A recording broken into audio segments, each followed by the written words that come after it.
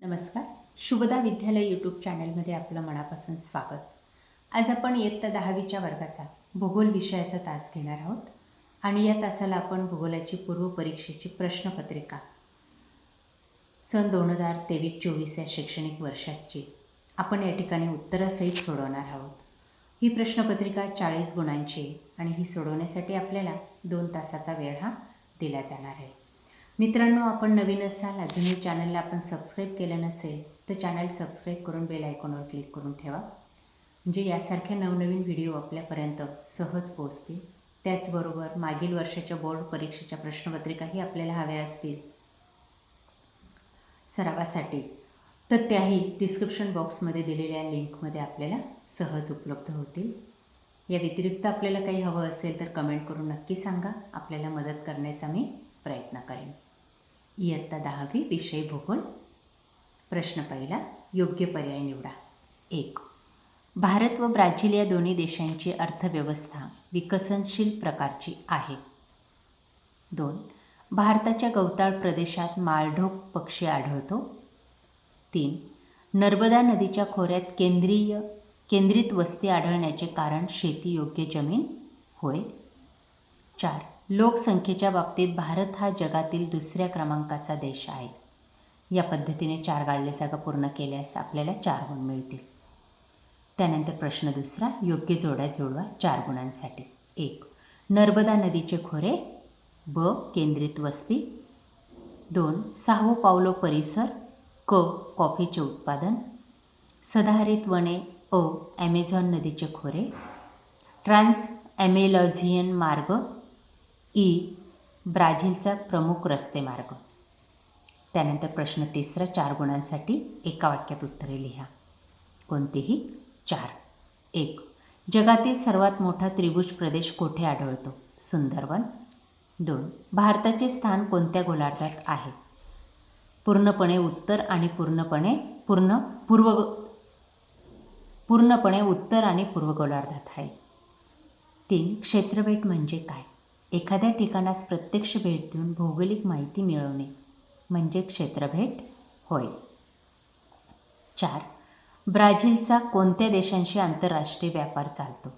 Germany, USA, Canada, Italy, Argentina, Saudi Arabia, Bharat. 5. ब्राझीलमधील पर्जन्यछायेच्या प्रदेशाला कोणत्या नावाने संबोधतात? शुष्क, अवर्षण चतुष्कोण नावाने. त्यानंतर प्रश्न चौथा, 4 गुणांसाठी. तुम्हास पुरवलेल्या भारताच्या नकाशा आराखड्यात पुढील घटक दाखवा. त्यांची नावे लिहा व चिन्हांची सूची तयार करा. बघा, राजस्थान, नर्मदा नदी, लडाख प्रदेश, एकशिंगी गेंडा आणि पुणे विमानतळ. ही ठिकाणं आपल्याला नकाशामध्ये दाखवायची आहेत आणि सूची तयार करायची. पुढचा प्रश्न पहा. पुढील ब्राझीलच्या नकाशाचे वाचन करून प्रश्नांची उत्तरे लिहा. 1. ब्राझीलमधील कोणत्या भागात जास्त पाऊस पडतो?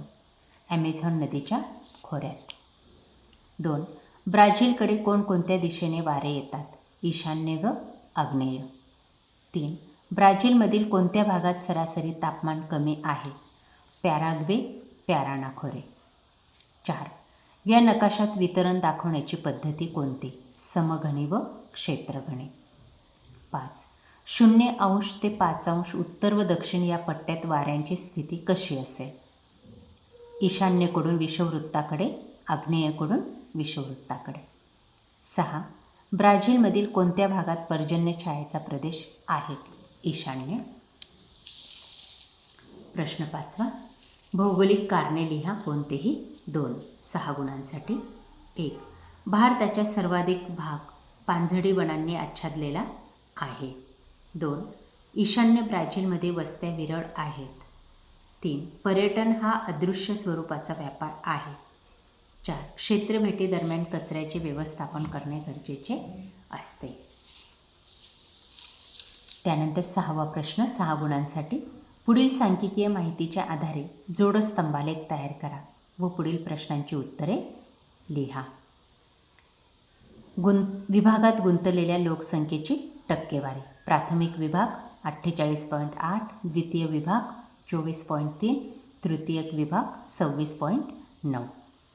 पहिला प्रश्न, भारताची अर्थव्यवस्था कोणत्या विभागावर सर्वाधिक अवलंबून असेल?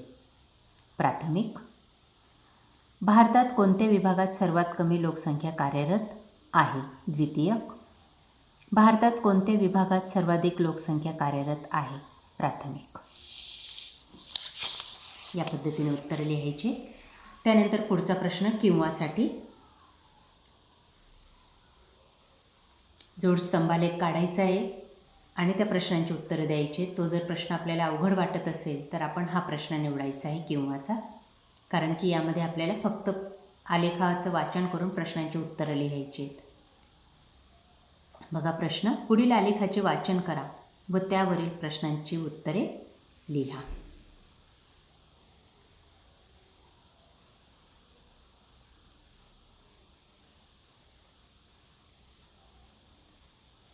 प्रश्न, 1995 साली कोणत्या देशामध्ये अधिक परदेशी पर्यटक आले?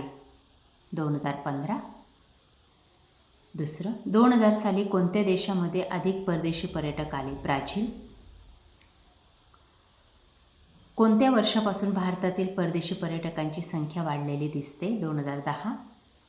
2015 साली दोन्ही देशातील परदेशी पर्यटकांची संख्या किती होती? ब्राझील 55 लाख आणि भारत 130 लाख. कोणत्या कालावधीत ब्राझीलमधील परदेशी पर्यटकांची संख्या कमी झाल्याचे आढळते? 1995. 2010 नंतर भारतातील परदेशी पर्यटक मोठ्या प्रमाणावर वाढण्यामागचे कारण काय असावे? व्यावसायिक दृष्टिकोन आणि सुविधा. प्रश्न 7. पुढील प्रश्नांची सविस्तर उत्तरे लिहा. 8 गुणांसाठी कोणतेही 2. 1. भारतातील हिमालयातील वने याविषयी माहिती लिहा. 2. ब्राझीलमधील पश्चिमेकडे चला या धोरणाचे महत्त्व स्पष्ट करा. आणि 3. भौगोलिक ज्ञानाचे उपयोजन करून प्रदेशाचा अभ्यास केल्याचे कोणते फायदे होतात? अशा प्रकारे मित्रांनो, आज आपण इयत्ता 10वीची पूर्वपरीक्षेचा पेपर आपण या ठिकाणी भूगोलाचा सोडवलेला आहे. आपल्याला हा पेपर नक्कीच उपयोगी ठरणार आहे. यासारखे नवनवीन व्हिडिओ पाहण्यासाठी आपल्या चॅनलला सबस्क्राईब करून बेल आयकॉनवर क्लिक करा. डिस्क्रिप्शन बॉक्समध्ये दिलेली लिंक ओपन करा आणि सर्व विषयांचा अभ्यास करा. काही अडचण असल्यास कमेंट करा. थँक्यू.